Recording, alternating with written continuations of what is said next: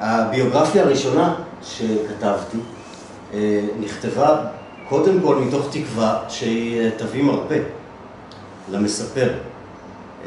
הבן הצעיר שלו פנה אליי כבר בפנייה הראשונה, הוא הבהיר לי שאבא שלו, שהיה איש רב פעלים, במצב בריאותי ירוד, הוא מדרדר. והוא נתן לי להבין מההתחלה שאת הבנים מעניין קודם כל הסיכוי שעצם התהליך שאבא שלהם יעבור איתי יביא שיפור במצבו הבריאותי, יהיה תהליך מרפא. הרבה יותר מאשר העניין שלהם בטקסט שיופק מהתהליך הזה. ואכן, באחת הפעמים שבהן התקשרתי אליו, לאותו אדם, אחרי שעברנו כמה חודשים של עבודה, התקשרתי לדרוש בשלומו, והוא אמר לי בבת צחוק, אתה מחזיק אותי בחיים.